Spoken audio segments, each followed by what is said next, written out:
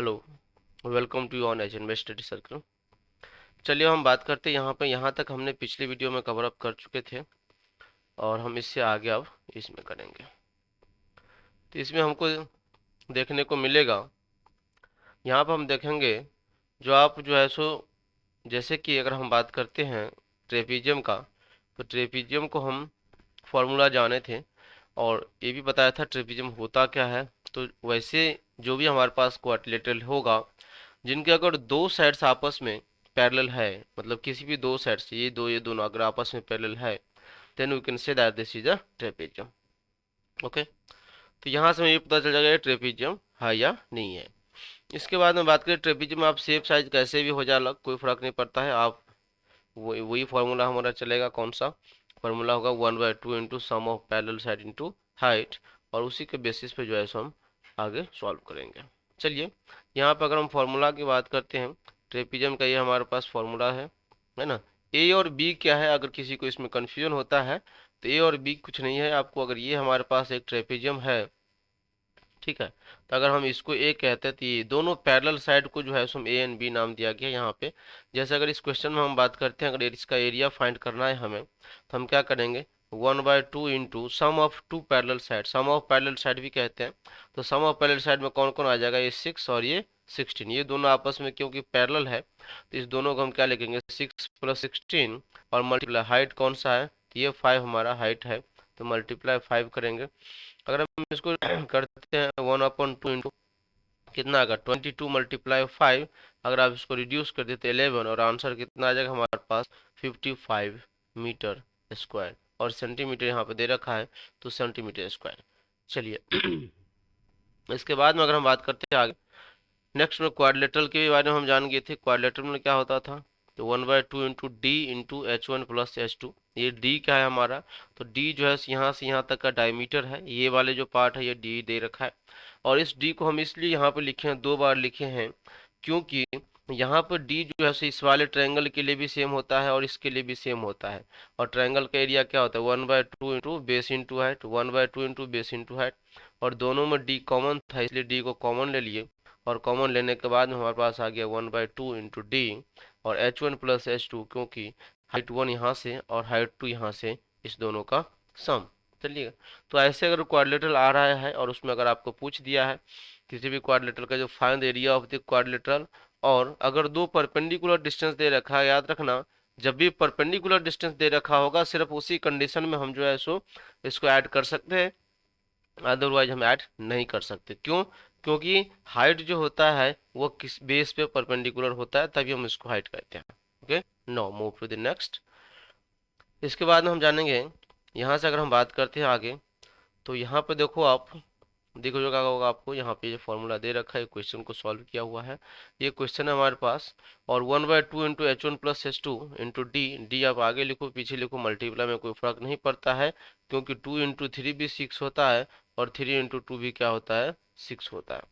ठीक है, तो ये हमारे पास होता है। उसके बाद में अगर हम बात करते हैं यहाँ पे, तो इस हिसाब से हम इसका सॉल्व कर सकते हैं इसको। नो नेक्स्ट, अगर हम बात करते हैं एरिया ऑफ स्पेशल क्वाड्रिलेटरल, अगर स्पेशल क्वाड्रिलेटरल की बात करते हैं तो उसमें हमारे पास कुछ आ जाता है, जैसे कि रोम्बस आ गया है ना, रोम्बस आ गया, और भी कुछ कुछ आ जाता है। तो रोम्बस के जो फॉर्मूला होता है एरिया निकालने का, इनका एरिया का जो फॉर्मूला होगा, ठीक है, वो एरिया का फॉर्मूला क्या होता है, तो 1/2 मल्टीप्लाई d1 मल्टीप्लाई d2, ये किसका है, तभी हम बात करते हैं रोम्बस की।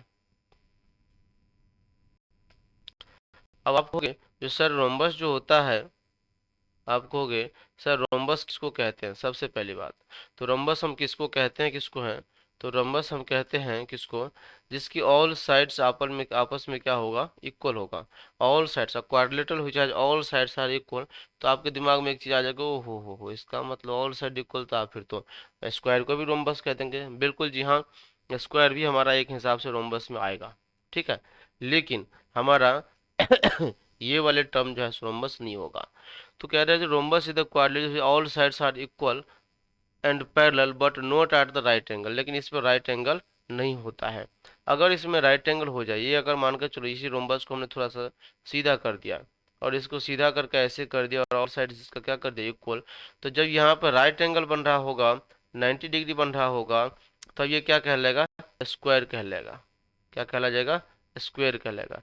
लेकिन अगर यहाँ पे 90 डिग्री नहीं बन रहा है, इसका मतलब ये क्या है, हमारे पास रोम्बस है। रोम्बस किसको कहेंगे, क्वाड्रिलेटरल हो जाए, four sides are equal, all sides are equal, but it is not a 90 degree. लेकिन एक इंपॉर्टेंट चीज यहाँ पे होता है, इसके जो सेंटर पे होता है ना, ये 90 डिग्री होता है।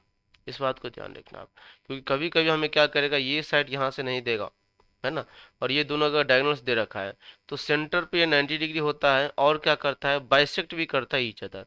बाइसेक्ट का मतलब जितनी लेंथ इसका होगा, ओ से लेके बी जितना होगा, ओ डी जितना होगा, उतना ही क्या हो जाएगा, ओ बी हो जाएगा, और जितना ओ सी होगा उतना ही क्या होगा, ओ हो जाएगा। तो ये होता है बाइसेक्ट, बाइसेक्ट भी करता है, और ये सेंटर पे क्या करता है, 90 डिग्री एंगल बनाता है। ठीक है, तो ये हमारा प्रॉपर्टी किसके थे, तो रोम्बस के थे।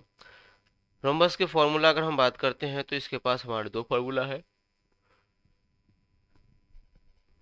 इसमें हम कह सकते हैं, सबसे पहले हमारे पास एरिया ऑफ रोम्बस की अगर हम बात करते हैं, तो एक फॉर्मूला तो 1/2 मल्टीप्लाई डी1 इंटू डी2। लेकिन याद करो आप वो दिन जब हम पढ़े थे एरिया ऑफ पैरेललोग्राम, क्योंकि रोम्बस भी तो एक पैरेललोग्राम है, क्योंकि दोनों side, all sides, opposite sides parallel है। तो अगर ये भी पैरेललोग्राम है, तो इसमें भी अगर कभी हमें इसका बेस दे रखा होगा, या कभी यहाँ से यहाँ तक अगर इसका हाइट दे रखा है, ठीक है, तो इसमें भी हमारे पास फॉर्मूला जो होगा, दूसरा जो फॉर्मूला होगा, वो फॉर्मूला क्या हो जाएगा हमारा, बेस मल्टीप्लाई हाइट का। क्या हो जाएगा, बेस मल्टीप्लाई हाइट का। क्यों ऐसा क्यों होगा, ऐसा इसलिए होगा क्योंकि डी टू जो हमारे पास है, डायगोनल 1 और डायगोनल 2, ये तो होगा ही होगा।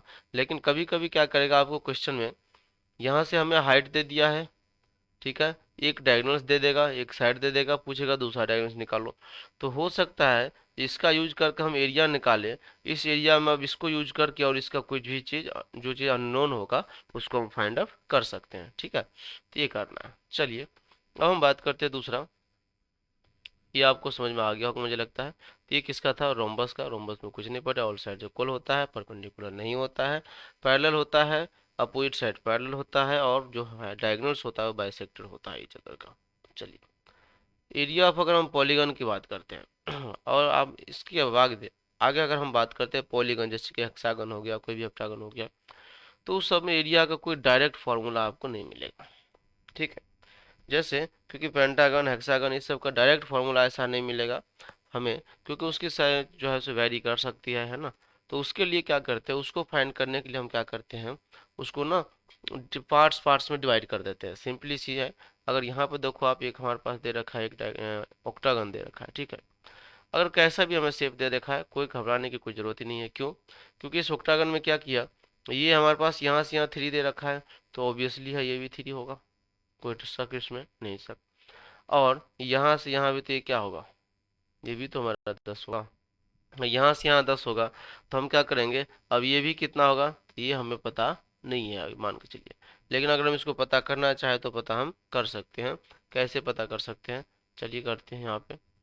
यहाँ पे हमारे पास देखो, ये जो पार्ट दे रखा है, ये भी हमारे पास, इसका भी हाइट कितना हो जाएगा, इसका हाइट हो गया हमारे पास कितना, तो हम कह सकते हैं इसका हाइट हो गया 3 मीटर, 2 मीटर, क्योंकि जितना ऊपर वाला का होगा उतना इसका भी होगा, है ना। तो अगर ये 2 मीटर दे रखा है, हाँ, और ये भी 2 मीटर दे रखा है ना, तो ये हाइट हमें पता चल गया, यहाँ से यहाँ ये भी पता चल गया। अब क्या करेंगे, इसको हम क्या बना लिए, तो इसको हम 3 पार्ट्स में डिवाइड कर दिया। अब देखो यहाँ से यहाँ आपको क्या दिख रहा होगा, एक ट्रेपेजियम दिख रहा होगा, है ना, ट्रेपेजियम दिख रहा का। और क्वेश्चन में क्या कह रहा है, find the area of the octagon. Find the area of octagon का मतलब होता है, तो अब देखो यहाँ पे ये भी हमारा कितना है, 3 दे रखा है, ये आपको पता चल गया, क्योंकि साइड जितने भी है ये सब के सब क्या है, 3 है, ये सब साइड 3 है, तो ये भी 3 होगा। तो दो पैरेलल साइड यहाँ से जो मिला है, अब देखो यहाँ से अगर हम इसका फाइंड करते हैं, तो इसका कितना हो जाएगा, इसके लिए आप हम कर सकते हैं, अगर हम फॉर्मूला लगाते हैं, ये दो हमारे पास ट्रेपेजियम है, ये दोनों आप ट्रेपेजियम है, बीच वाले पार्ट क्या बन गया, रेक्टेंगल बन गया। तो सिंपली इसका कितना हो जाएगा, 1/2, और ट्रेपेजियम क्या था, सम ऑफ पैरेलल साइड, 10+3, तो 10+3 कितना, 10+3 और मल्टीप्लाई कितना, तो हाइट हमारे पास 2 दे रखा है। सेम काम इसी में करेंगे हम, कितना तो 1/2, ठीक है, 1/2 और इंटू 10+3, क्योंकि पहले से 10+3, और मल्टीप्लाई कितना, हाइट कितना दे रखा है, तो 2 दे रखा है। ये 2 से 2 कैंसिल, इसमें भी ये 2 से 2 कैंसिल, क्यों, क्योंकि मल्टीपल में है। इसको हम क्या लिख सकते हैं, इसको हम लिख सकते हैं 13, और इसको क्या लिख सकते हैं, इसको भी लिख सकते हैं 13। मतलब इसका भी एरिया कितना हो गया 13, इसका भी एरिया कितना हो गया 13।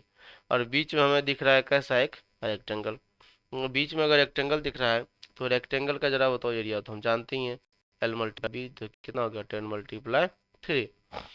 तो जब भी हमारे पास ऐसे कोई पॉलीगन्स आ जाए तो उसको क्या करना है, पार्ट्स पार्ट में डिस्ट्रीब्यूट करने के बाद, और उसके बाद जो है सो उसको फाइंड करना है, ठीक है। चलिए यहाँ पे जैसे देखते हैं, अगर हम इसके एरिया की बात करते तो यहाँ पे सबको अगर हम जोड़ देते तो कितना हो जाएगा, एरिया ऑफ जो हो जाता था, टोटल एरिया की अगर हम बात कर लेते हैं, टोटल एरिया की अगर हम बात करते हैं, टोटल एरिया कितना हो जाएगा, 13 हमारा ऊपर वाला आया था, 13 मीटर स्क्वायर, प्लस ये भी सेंटीमीटर है, सॉरी, और यहाँ पर नीचे वाला भी 13 सेंटीमीटर आया था, और हमारे पास जो बीच वाला जो रेक्टेंगुलर पार्ट है वो कितना आया, तो वो आया 10×3 = 30। सबको हमने ऐड कर दिया, कितना हो गया 56 मीटर स्क्वायर। तो ये टोटल एरिया हो गया किसका, इस पॉलीगन का। तो जब पॉलीगन अगर हमें मिले तो हम क्या करेंगे, उसको पार्ट्स में डिवाइड करके फिर जो नॉर्मल फार्मूला, हम बेसिक फार्मूला पढ़े हैं, उसके बेसिस पे हम उसको सॉल्व कर सकते हैं। चलिए यहाँ तक में, अगर आपको फिर भी कोई डाउट हो रहा है तो आप एक बार और देखिएगा, नहीं हो रहा है डाउट तो आप, अगर फिर भी क्लियर ना हो तो आप जो है सो इस पर मैसेज कर सकते हैं, कमेंट बॉक्स में मैसेज कर सकते हैं, या आप एच.एन.वी स्टडी सर्कल के नाम से जहाँ भी आप खोजेंगे वहाँ मिलेगा, उस प्लेटफॉर्म पर आप मैसेज कर सकते हैं। चलिए अब हम बात करते हैं दूसरा, जो हमारे पास सबसे इम्पोर्टेंट चीज़ है, होता है सॉलिड शेप। कौन सा है, सॉलिड शेप। तो चलिए इसके बारे में हम बात करते हैं। इसके बारे में बात करने से पहले मैं आपको बता दूं सॉलिड शेप क्या होता है। तो जब भी सॉलिड शेप की बात करते हैं तो वो हमारा एक हिसाब से 3 डायमेंशनल शेप होता है। कैसा होता है, 3 डायमेंशनल शेप होता है। 3 डायमेंशनल का मतलब उसमें लेंथ भी होगा, ब्रेथ भी होगा, मतलब प्लेन तो होगा ही होगा, कहीं ना कहीं हाइट भी आएगा, है ना। नीचे में लेंथ और ब्रेथ तो होगा ही होगा, लेकिन कहीं ना कहीं हाइट भी आएगा, तो उसको हम क्या कहते हैं, सॉलिड शेप। अब देखिए यहाँ पे पहले सिलेंडर की बात किया हुआ, ये क्यूब, क्यूब है या क्यूबाइड है, क्यूब जैसे लग रहा है वैसे। ये हमारे पास स्फीयर की बात की हुई है, तो ये सब के सब क्या है, हमारा सिलेंडर, क्यूब एंड स्फीयर, ये सब क्या है, हमारा सॉलिड शेप आ जाता है, जो किस में आता है, 3D में आता है। और मैंने जो इससे पहले वाले जो वीडियो था पार्ट 1, इसे मैंने स्टार्टिंग में ही बताया था, जो जब भी हम बात करते हैं मेंसुरेशन का, तो उसमें हम बात करेंगे कितने चीज़ों के बारे में, तो 2 चीज़ों की, एक होता है 2D, दूसरा होता है 3D। 2D की अगर हम बात करते हैं तो 2D में हमारा वो सब आ जाता है, कौन सा, जिसके बारे में हम जो है सो, जो इसमें जो एरिया, जिसके एरिया और पेरीमीटर हम फाइंड करते हैं, simply we can say that rectangle, square, circle, triangle, ये सब आ जाएगा 2D में। 3D में क्या आ जाएगा, जिसके 3 डायमेंशन होगा, लेंथ, ब्रेथ एंड हाइट तीनों के तीनों होंगे, तो उसको हम क्या कहते हैं, 3D कहते हैं, ठीक है। चलिए अब हम बात करते हैं थोड़ा सा यहाँ पे सरफेस एरिया, वॉल्यूम क्या होता है। डायरेक्ट हम चलेंगे यहाँ से, और वॉल्यूम का, तो वॉल्यूम का जो पार्ट होगा, जो इसके बारे में हम जानेंगे, ये सब कैसे हम जानेंगे इसके नेक्स्ट वीडियो में, जो हमारा वॉल्यूम के नाम से होगा। चलिए okay, thank you for watching.